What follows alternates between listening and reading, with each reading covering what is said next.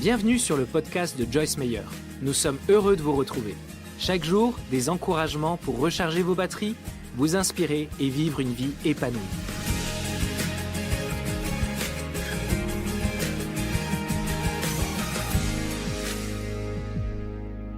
Eh bien, Dieu nous donne la foi.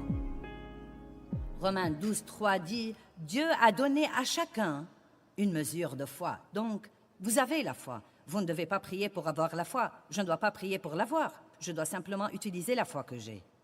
Et plus j'utilise la foi que j'ai, plus je serai fort. La foi peut s'accroître, mais le seul moyen de l'accroître, c'est de l'utiliser. Et la foi est une force. Elle est en fait une force puissante qui réside à l'intérieur de notre esprit. Et quand elle est libérée,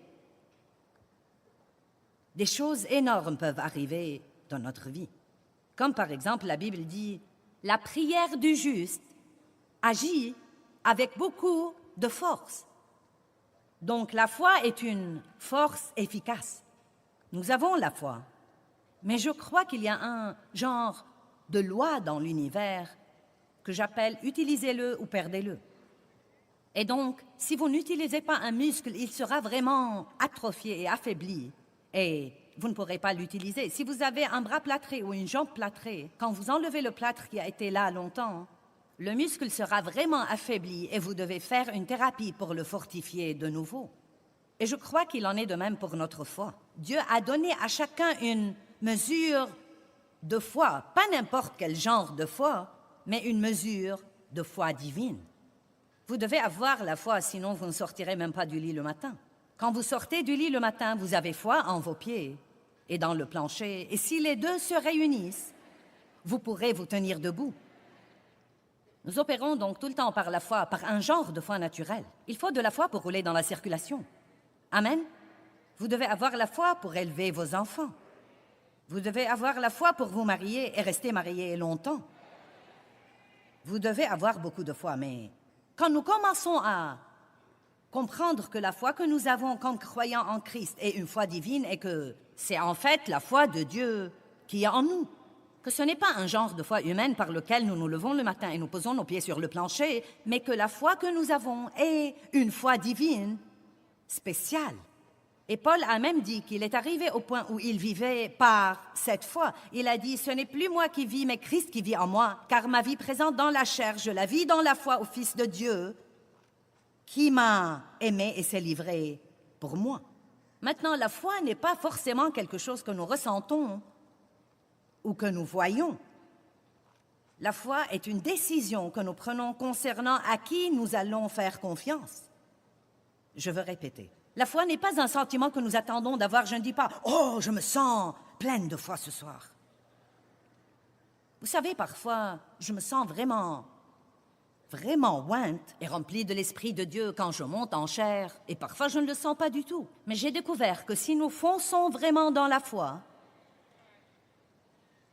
Dieu nous retrouve toujours quand nous faisons ce pas de foi et il nous aide à arriver là où nous devons être. Mais si nous restons là à attendre de ressentir quelque chose, nous pouvons attendre éternellement. Car la foi est la substance des choses que nous ne voyons pas et la substance des choses que nous ne ressentons pas.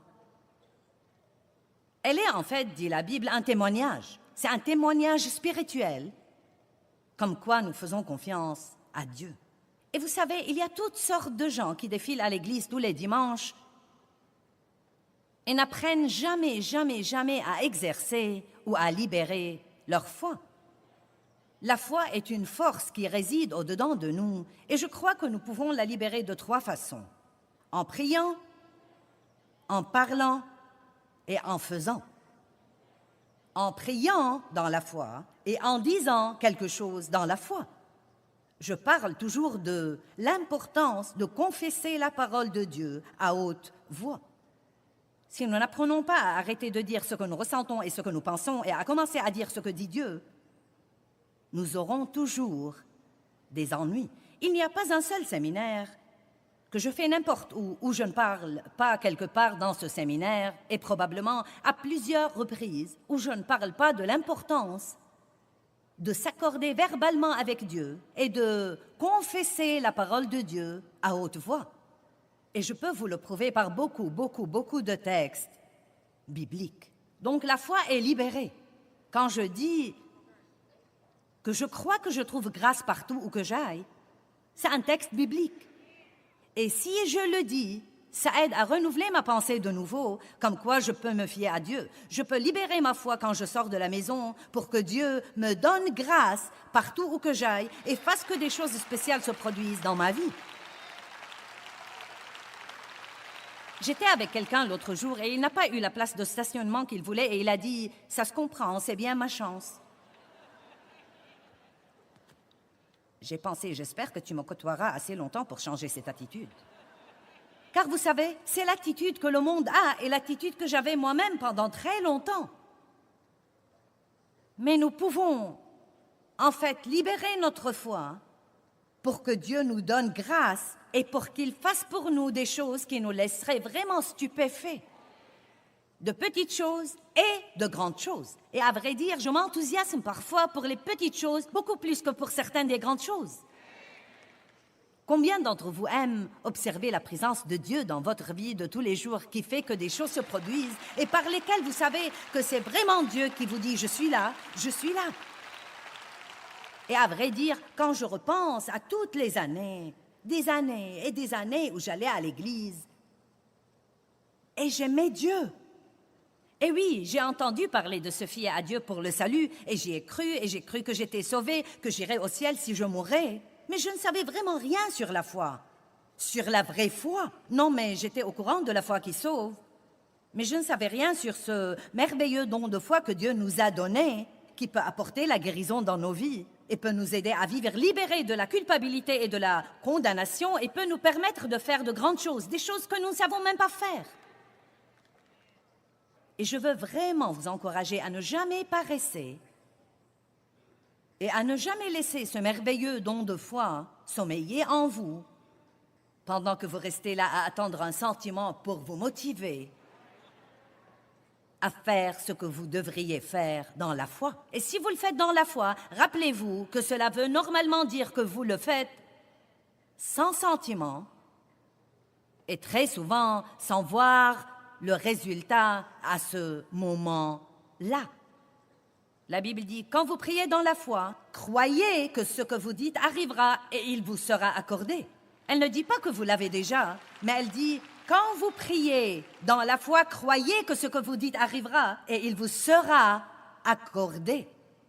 Eh bien, qu'est-ce qui se passe entre la prière, la libération de votre foi et croire ce que vous dites arrivera? Qu'est-ce qui se passe entre ça et l'exaucement? Beaucoup de patience et beaucoup de mensonges de Satan. Et nous allons parler de tout ça. J'effleure certaines des choses dont nous allons parler ici ce week-end. Donc, la foi ne vous sert à rien si vous ne la libérez pas. Vous libérez votre foi en priant et en parlant. Vous pouvez libérer votre foi toute la journée juste en apprenant à confesser la parole à haute voix. Levez-vous le matin et dites « Dieu m'aime ». Je suis la justice de Dieu en Christ. Mes péchés me sont pardonnés. Ce sera une merveilleuse journée. Quelque chose de bien va m'arriver aujourd'hui. Quelque chose de bien va arriver par moi aujourd'hui. Eh bien, c'est en fait une façon différente de prier. Je me rappelle que Dave m'a dit une fois, et Dieu s'y prend avec les différentes personnes de différentes façons, mais je me rappelle que Dave m'a dit une fois, la foi, c'est une prière. Et je savais ce qu'il voulait dire. Quand, juste ce simple, je me fie à toi, Dieu. C'est une prière. Mais si souvent nous faisons de la prière une si rude épreuve et nous la compliquons et nous la légalisons au point où nous la faisons par devoir, mais nous n'en jouissons vraiment pas. La prière est puissante. Elle change vraiment les choses. Mais nous devons prier dans la foi. Maintenant, je crois que nous avons tous probablement beaucoup de craintes.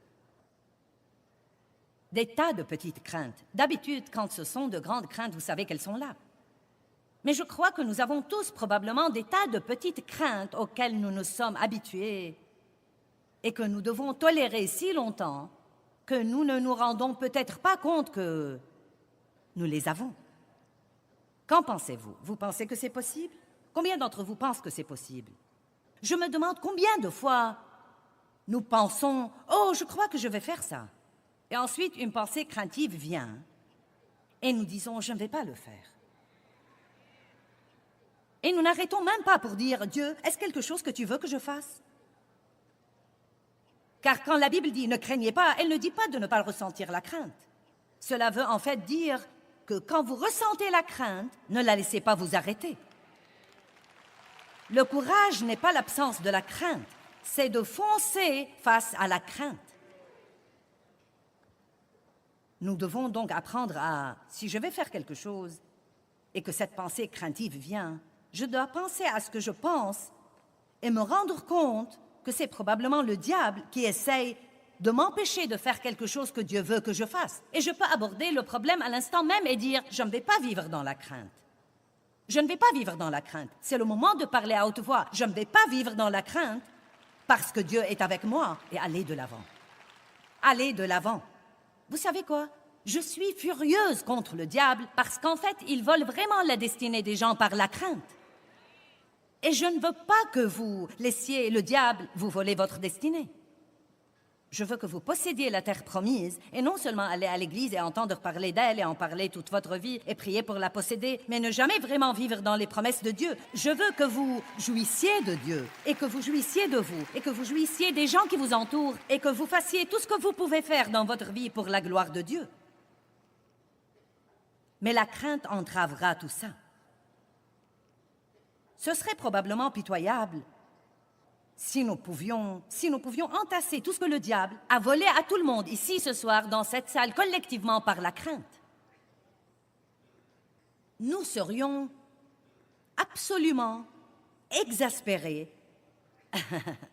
pour avoir laissé l'ennemi nous faire ça. Oui, j'ai dit, pour avoir laissé l'ennemi nous faire ça. Il n'y a qu'une seule attitude que le chrétien puisse avoir envers la crainte qui soit acceptable à Dieu, et c'est très simplement la suivante. Je ne craindrai pas. Je ne craindrai pas.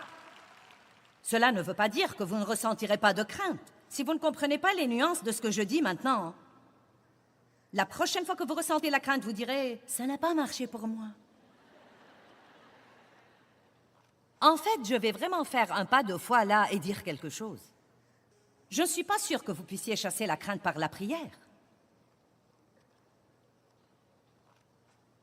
Vous savez ce que vous devriez prier? Je crois que vous devriez prier Dieu de vous donner le courage de confronter la crainte quand elle vous assaille. Vous savez pourquoi? Parce que Satan va toujours essayer de vous empêcher d'avancer. Toujours. L'apôtre Paul dit dans 1 Corinthiens 16, verset 9, « Une porte grande et efficace est ouverte à mon activité et il y a beaucoup d'adversaires. » Nouveau niveau, nouveau diable. C'est comme ça que ça marche. Nous prions pour la promotion et nous oublions que nous aurons quelque chose avec la promotion. Une porte grande et efficace est ouverte à mon activité et il y a beaucoup d'adversaires. Ne demandez pas quelque chose à Dieu si vous n'êtes pas prêt à payer pour l'avoir. Parfois, Dieu essaie de nous donner quelque chose et nous sommes comme « Eh bien, je ne comprends pas ce qui se passe. » Eh bien, c'est le diable qui essaye de vous effrayer. Vous devez donc dire « Je ne craindrai pas ». Tant que vous êtes sûr et que vous savez dans votre cœur que vous faites ce que vous croyez que Dieu vous mène à faire ou vous a demandé de faire, ou si c'est quelque chose dans la parole de Dieu, à ce moment-là, vous devez aller de l'avant. La crainte veut dire abandonner, s'enfuir. Et il y a tant de sortes différentes de craintes. Non, mais je les ai cherchées dans le dictionnaire une fois, et je les ai cherchées dans l'encyclopédie, et c'est la crainte de ceci, et la crainte, et la crainte, et la crainte, et cette phobie, phobie, phobie, phobie. Et vous savez, je vais me prêcher moi-même ce week-end aussi bien que vous. Car bien que je ne sois pas une personne vraiment craintive, je sais qu'il y a de petites craintes que j'ai probablement tolérées dans ma vie. Et je ne veux plus ça, car je ne crois pas que Dieu veut que nous ayons la moindre crainte.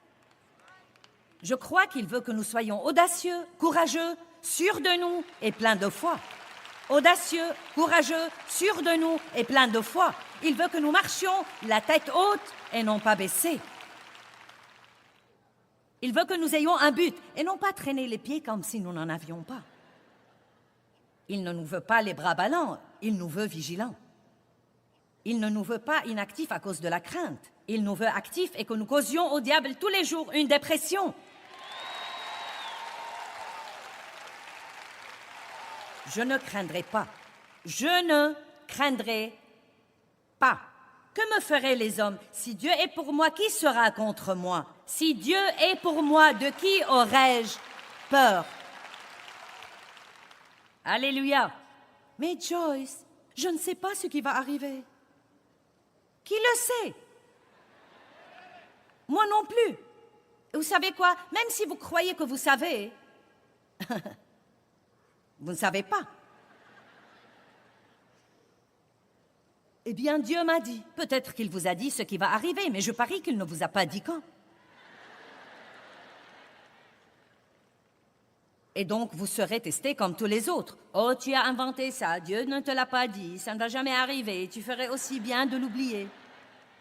Combien de craintes est-ce que nous tolérons dans nos vies? Père, je prie en ce moment au nom de Jésus que la moindre crainte que nous tolérons dans nos vies, par paresse ou parce que nous l'avons tolérée si longtemps que nous ne reconnaissons même plus ce qu'elle est, je prie que tu nous la révèles et que, une par une, nous résistons et nous luttions contre la crainte jusqu'à ce que nous soyons complètement libérés de son tourment. Au nom de Jésus. Amen. Marc chapitre 11 va plutôt être notre texte de base ici ce week-end. Je veux vous répéter ceci assez de fois pour qu'il résonne dans vos cœurs quand vous partirez d'ici. Marc 11, 22.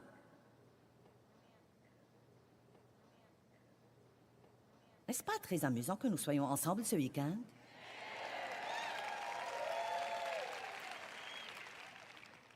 Marc 11, 22. Et Jésus répondit et dit, « Ayez foi en Dieu constamment. » J'aime vraiment ça. Maintenant, continuons. En vérité, je vous le dis, si quelqu'un dit à cette montagne, « Ôte-toi de là et jette-toi dans la mer », vous devez dire quelque chose. Et s'il ne doute pas, nous allons parler de ça demain, du tout en son cœur, mais croit que ce qu'il dit arrivera, cela lui sera accordé. C'est pourquoi je vous dis, tout ce que vous demandez en priant, croyez, ayez confiance que vous l'avez reçu et cela vous sera accordé.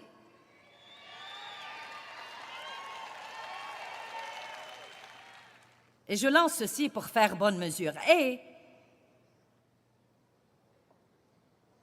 bien, arrête là, Joyce. Et quand vous êtes debout en prière, si vous avez quelque chose contre quelqu'un, si vous avez quelque chose contre quelqu'un, si vous avez quelque chose contre quelqu'un,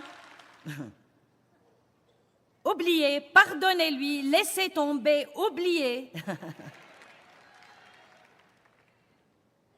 Pour que votre Père qui est aux cieux vous pardonne aussi vos péchés et vos fautes, et les oublie et les laisse tomber. Maintenant, le verset 26. Mais, croyez-moi, c'est les « et les « si » et les « mais » dans la Bible qui changent vraiment tout. Mais si vous ne pardonnez pas, votre Père qui est aux cieux non plus ne vous pardonnera pas vos fautes et vos défauts. Maintenant, vous savez, ça n'a rien de mystérieux. Ça n'a pas besoin de compréhension ou d'interprétation. Ça n'a même pas besoin de révélation. Si vous êtes fâché à cause de quoi que ce soit contre quiconque, offensé, amer, plein de ressentiment ou quoi que ce soit, vous dites, eh bien Joyce, ça ne peut pas inclure ce qu'on m'a fait.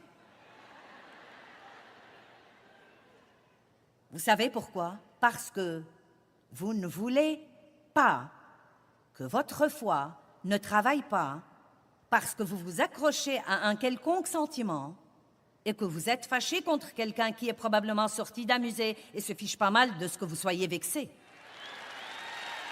Amen. Certains d'entre vous sont même fâchés contre des personnes qui sont mortes. Mais à quel point c'est stupide.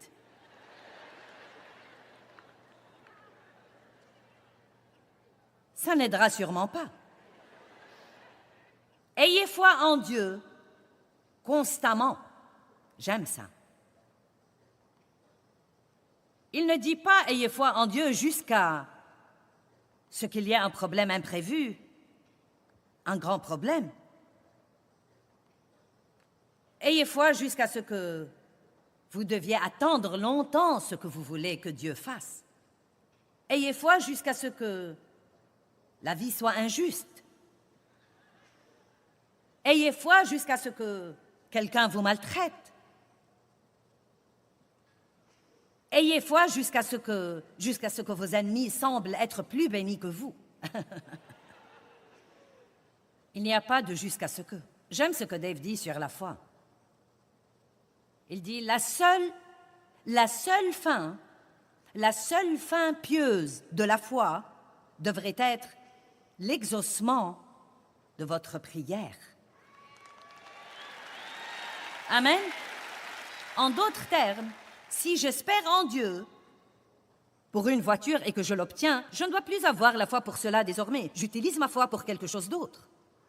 Mais jusqu'à ce que j'ai l'exaucement, la seule chose qui devrait jamais m'empêcher de croire n'est pas combien de temps j'attends, non pas combien c'est dur, non pas les mensonges de Satan.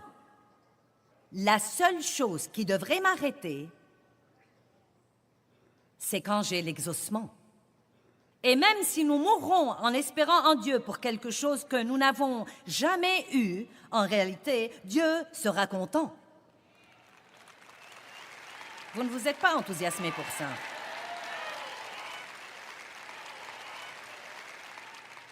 Vous voyez, à l'instant où j'ai dit ça, vous avez eu peur. Tu veux dire que je ne l'aurai pas? Vous voyez, voilà le problème. Maintenant, regardez-moi. Ce n'est pas avoir ce que nous voulons qui nous rend heureux. C'est dans l'attitude de foi dans laquelle nous vivons et dans la confiance en Dieu que nous trouvons la paix et la joie. Romains 15, verset 13 dit « La joie et la paix se trouvent dans la foi ». Il ne dit pas « La joie et la paix se trouvent dans l'obtention de tout ce que vous voulez ». Vous pouvez donc être aussi heureux si vous avez un cœur plein de foi que si vous avez votre exaucement. Et je sais que vous ne croyez probablement pas ça, mais... C'est vrai, nous nous rendons malheureux pendant notre attente.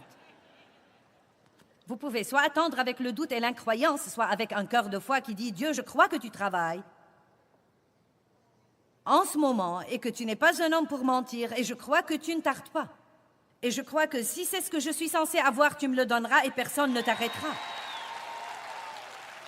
Et ensuite, vous pourriez ajouter ça. « Et Dieu, si tu ne veux pas que je l'ai à ce moment-là, je ne le veux pas. »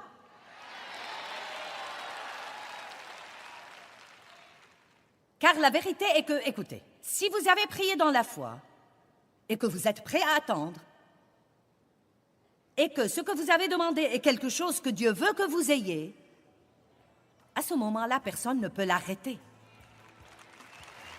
Personne! Aucun diable! Personne! Personne!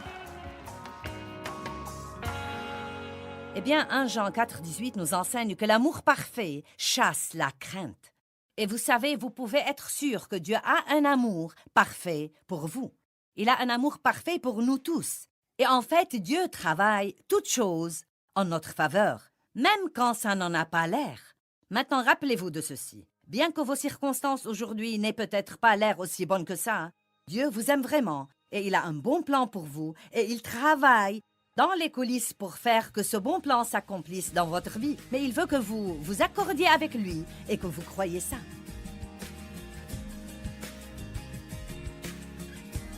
Merci beaucoup d'avoir écouté. Si vous souhaitez faire découvrir les podcasts du Joyce Meyer à vos amis, abonnez-vous à notre chaîne et écrivez-nous un commentaire. Merci d'avance. On se retrouve bientôt pour d'autres encouragements.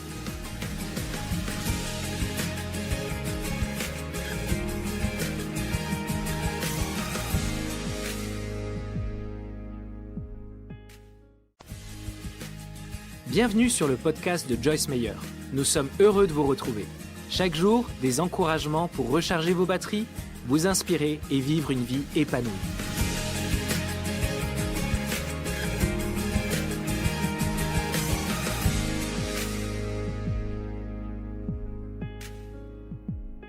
Sans la foi, il est impossible d'être agréable à Dieu. Car celui qui s'approche de Dieu doit croire qu'il existe. Et j'aime cette partie, et qu'il est le rémunérateur. Waouh! Waouh, waouh, waouh, waouh, waouh!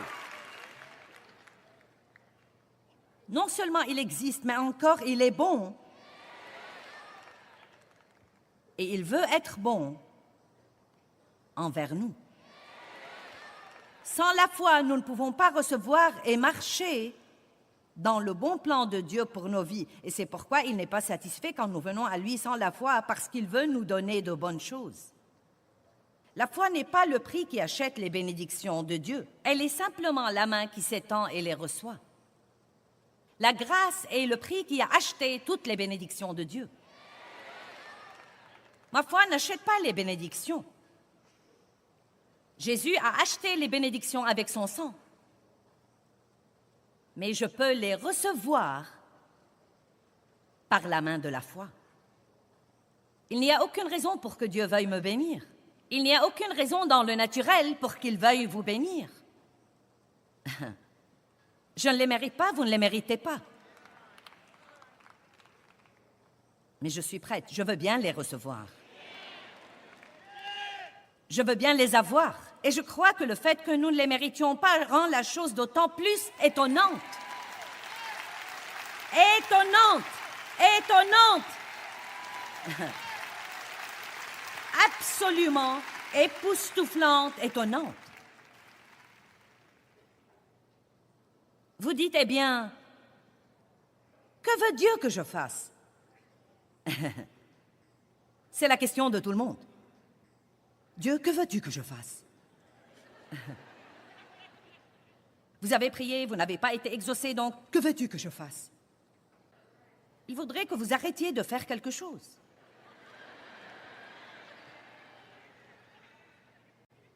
Essayez de l'adorer ou quelque chose comme ça. Que veux-tu que je fasse? Que veux-tu que je fasse? Dieu, que veux-tu que je fasse? J'ai fait tout ce que je sais faire, Dieu, et rien ne marche. Je ne sais vraiment pas quoi faire. Et je me rappelle toujours le jour où je me suis affalée tragiquement par terre. Est-ce que vous faites parfois du mélodrame devant Dieu? Non!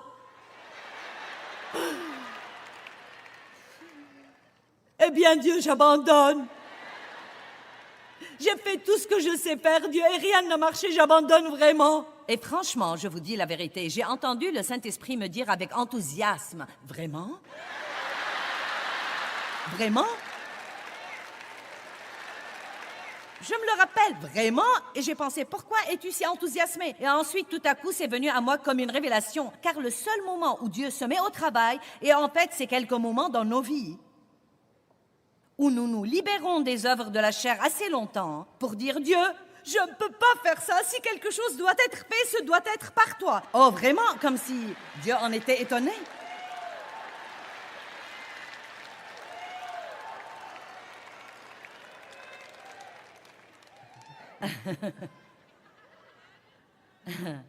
Allez, est-ce que vous faites parfois du mélodrame devant Dieu? Je ne peux plus supporter Dieu, je ne peux plus supporter désormais. Certains ont dit à Dieu, Dieu, si je ne reçois pas une parole de toi dans ce séminaire, je ne pourrai plus continuer. Regardez-moi, si vous allez continuer, car Dieu ne va pas vous laisser abandonner. Bon, Jean 6, 28. Ils lui dirent donc, que nous faut-il faire? Vous n'aimez pas ça? pour travailler habituellement aux œuvres de Dieu. Que devons-nous faire pour accomplir ce que demande Dieu? Quelqu'un m'a demandé l'autre jour, Dieu s'occupait de lui au sujet d'attendre Dieu et de passer du temps en sa présence, et il a dit, « Que suis-je censé faire en attendant Dieu? » C'est le point essentiel, n'est-ce pas? Que devons-nous faire? Que demande Dieu? Et j'aime vraiment ça, verset 29. Jésus leur répondit, « Voici l'œuvre, le service que Dieu vous demande, que vous croyez. »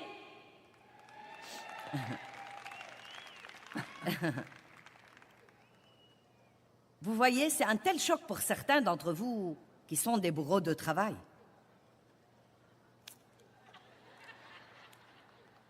Eh bien oui, je crois, mais quoi d'autre? Eh bien, évidemment, vous savez, si Dieu nous dit de faire quelque chose, nous devons être obéissants. Mais beaucoup de fois, nous sommes dans les œuvres de la chair et nous ratons en fait le travail que Dieu veut que nous fassions. Nous faisons ce que j'appelle les œuvres qui ne marchent pas et nous nous sentons frustrés parce que nous ne flottons pas sous la grâce. Nous vivons par notre propre force et nous essayons d'être le Saint-Esprit Junior. Si j'achète ce livre de Joyce sur le pardon et si je souligne quelques trucs et que je le laisse étaler sur la table à la maison, je me demande si mon mari lirait peut-être ceci.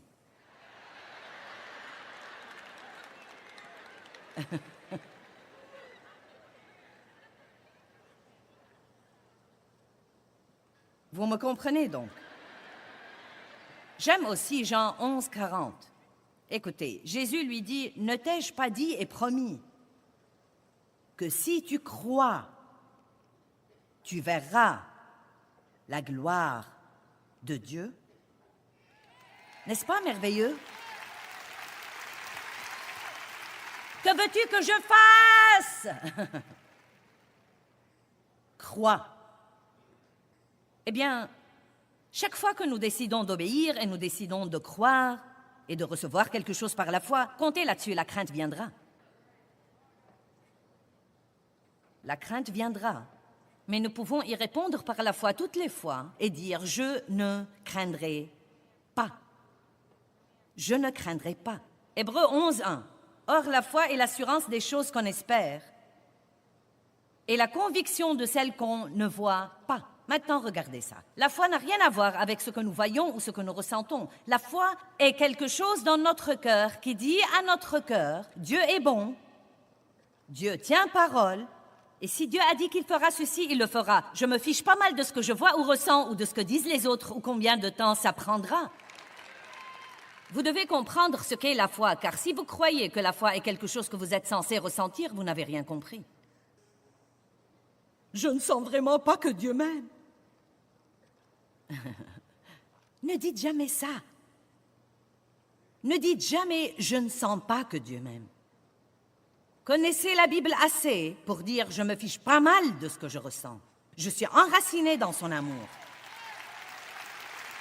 Son amour me rend plus que vainqueur par Christ. Dieu m'aime, il m'aime inconditionnellement. Quand j'étais toujours un ennemi de la croix, il m'a aimé et il est mort pour moi. » Puis-je vous dire que Dieu ne vous aimera jamais plus qu'il ne vous aime en ce moment? Allez, je vais répéter. J'ai dit que Dieu ne vous aimera jamais plus qu'il ne vous aime en ce moment. Vous dites, eh bien, et si je me comporte mieux? Non, il ne vous aimera pas plus qu'il ne vous aime en ce moment. Il sera content pour vous, car cette obéissance ouvrira de nouveaux niveaux de ce que Dieu peut faire dans votre vie, mais il ne vous aimera pas plus qu'il ne vous aime en ce moment. Dieu aime même la personne qui est non sauvée, autant qu'il aime ceux d'entre nous qui se croient être les plus religieux.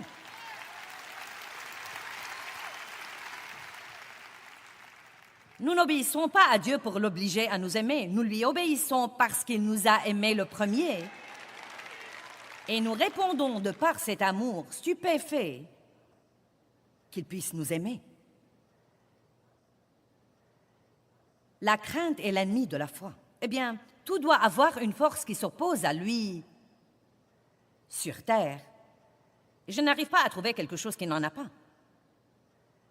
Pour que la foi travaille et ait de la valeur, il doit y avoir la crainte qui vient contre elle.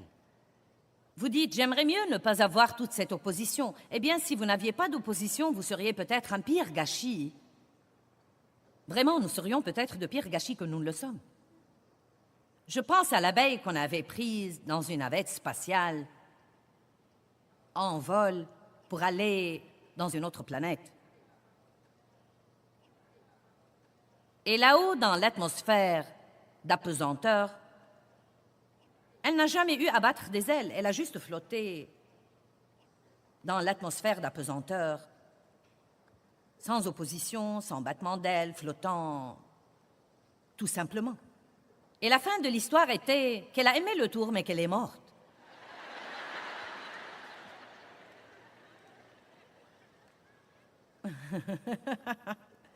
C'est exactement ce qui nous arriverait si tout ce que nous pouvions ou devions faire était juste de flotter. Alléluia, Alléluia, Alléluia.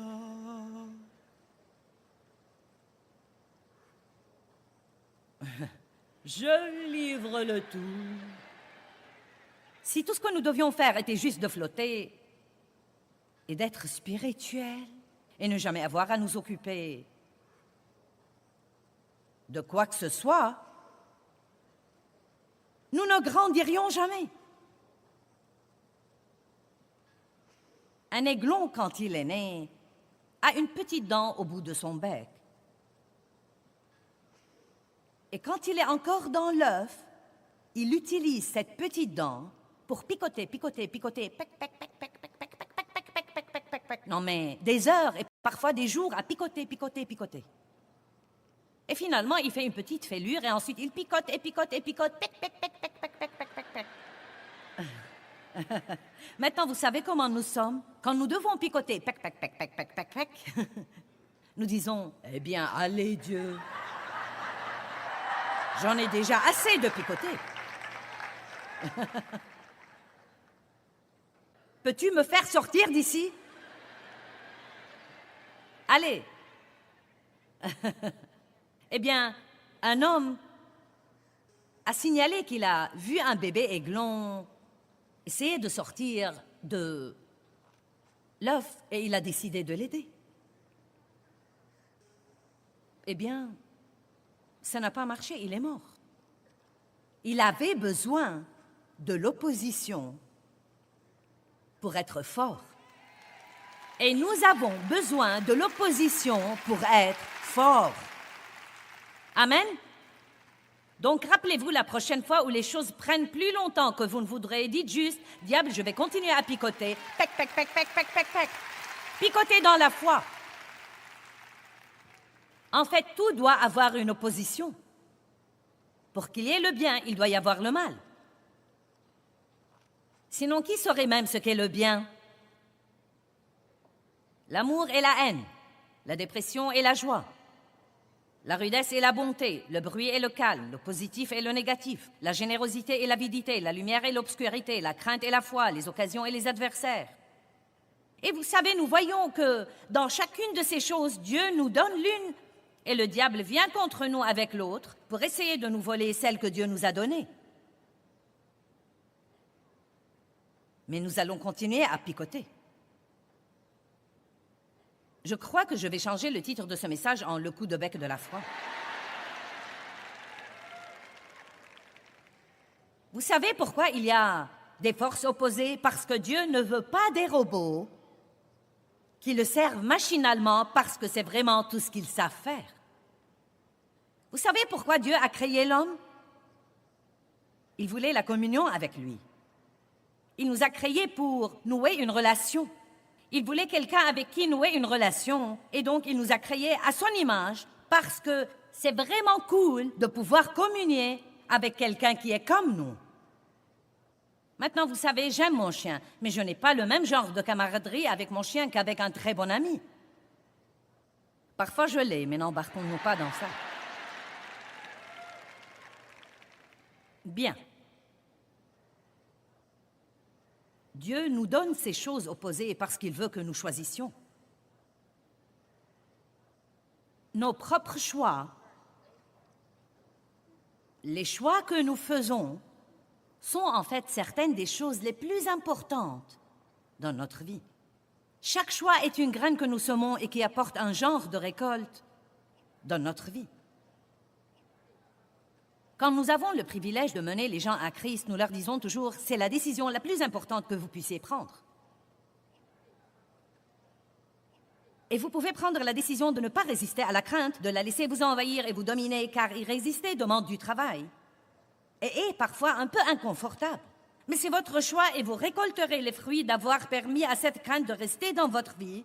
Et cela veut dire que vous n'allez pas expérimenter la plénitude de tout ce que Dieu avait pour vous. Il vous aimera, vous irez au ciel, mais vous raterez ici des choses que Dieu avait planifiées pour vous et qu'il ne pourra pas vous donner si vous n'apprenez pas à développer votre foi et à être audacieux et courageux.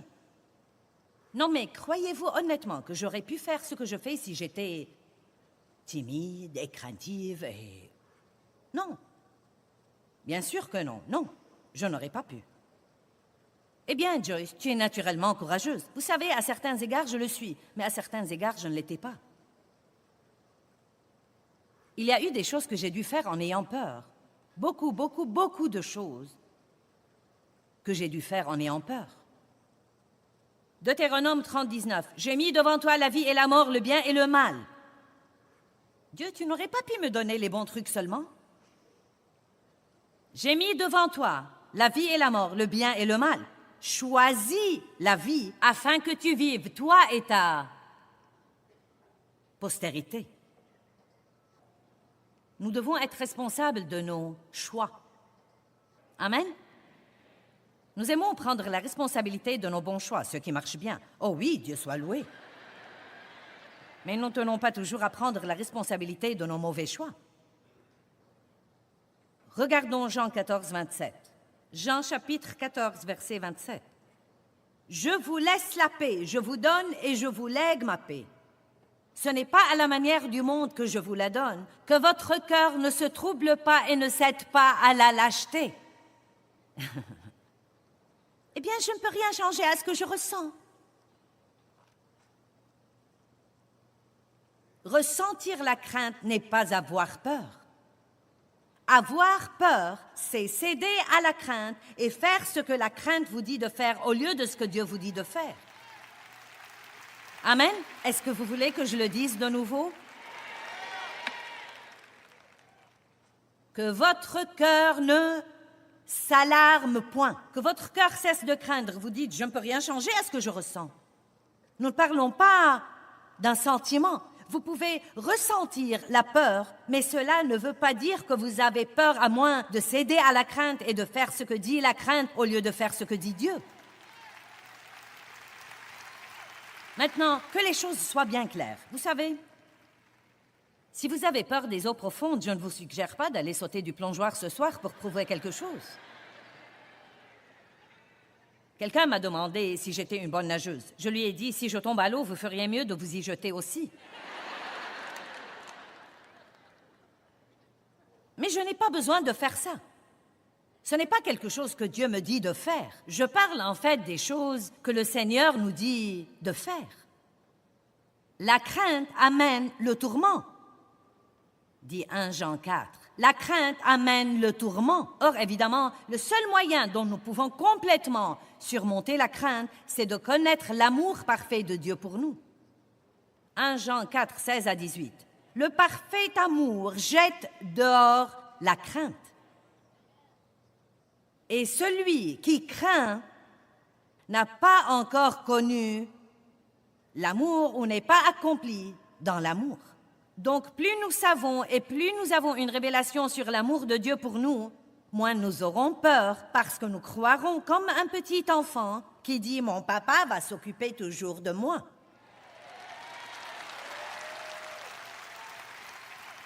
En fait, même si nous n'obtenons pas ce que nous voulions, nous ne nous soucierons même pas vraiment tant que ça, car nous faisons tellement confiance à papa que nous savons que ce qu'il nous donnera sera mieux que ce que nous voulions. Amen. Et cela nous donne une telle paix. Croyez-moi, quand je luttais pour obtenir ce que je voulais toutes ces années, j'étais si malheureuse.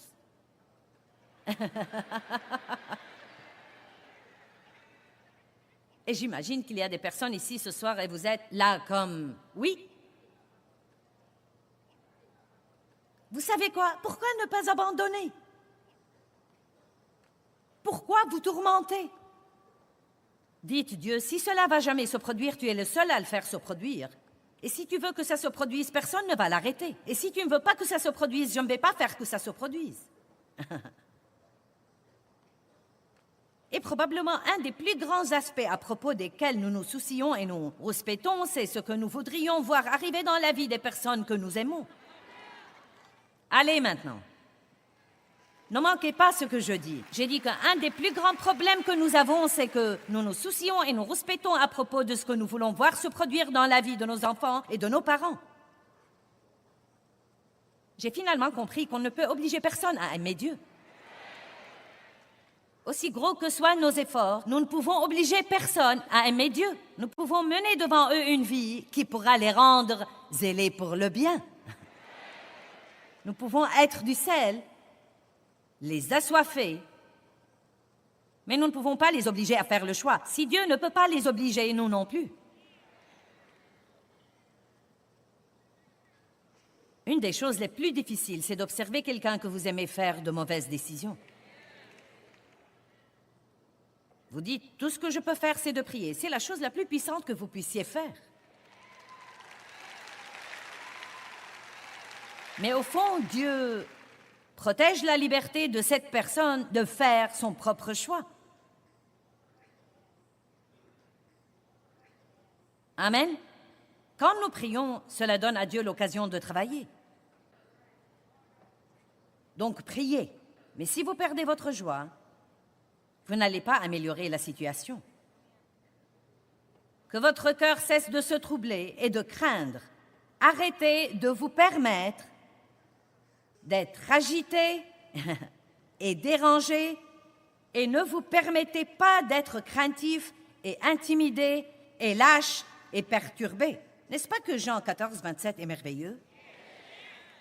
Donc vous voyez, si nous regardons ce verset de façon réaliste, cela nous donne une responsabilité. Il n'a pas dit « priez et tous vos problèmes s'en iront ». Pourquoi donc devrais-je prier? Pour la force, pour le courage, pour la confiance, pour l'audacité, pour la puissance, pour supporter tout ce qui vient avec une bonne humeur. Ne jamais abandonner, ne jamais renoncer, garder un visage souriant, même quand vous avez si mal que vous croyez que vous ne pouvez plus supporter. Non pas pour être poseur, mais pour faire savoir au diable qu'il ne vous volera pas votre joie. Et ne vous laissez pas aucunement effrayé ou intimidé par vos adversaires, car une telle constance et intrépidité seront... Quand la crainte vient contre nous, que devrait être notre position? Rester constant, continuer à aller de l'avant, continuer à mettre un pied devant l'autre. Car une telle constance et intrépidité seront un signe clair, une preuve et un cachet pour eux, vos ennemis, de leur perdition imminente, mais un signe sûr et une preuve de votre délivrance et de votre salut, et cela de la part de Dieu. Donc c'est presque comme quand nous sommes dans une bataille, il y a Dieu qui observe et le diable qui observe. Et si nous restons constants et fermes, c'est signe à Dieu que nous avons vraiment foi et confiance en lui. Mais c'est aussi signe au diable que son temps est sur le point d'être fini. Amen. Eh bien, 1 Jean 4, 18 nous enseigne que l'amour parfait chasse la crainte. Et vous savez, vous pouvez être sûr que Dieu a un amour parfait pour vous. Il a un amour parfait pour nous tous. Et en fait, Dieu travaille toutes choses en notre faveur, même quand ça n'en a pas l'air. Maintenant, rappelez-vous de ceci. Bien que vos circonstances aujourd'hui n'aient peut-être pas l'air aussi bonnes que ça, Dieu vous aime vraiment et il a un bon plan pour vous et il travaille dans les coulisses pour faire que ce bon plan s'accomplisse dans votre vie. Mais il veut que vous vous accordiez avec lui et que vous croyiez ça. Merci beaucoup d'avoir écouté. Si vous souhaitez faire découvrir les podcasts de Joyce Meyer à vos amis, abonnez-vous à notre chaîne et écrivez-nous un commentaire. Merci d'avance. On se retrouve bientôt pour d'autres encouragements.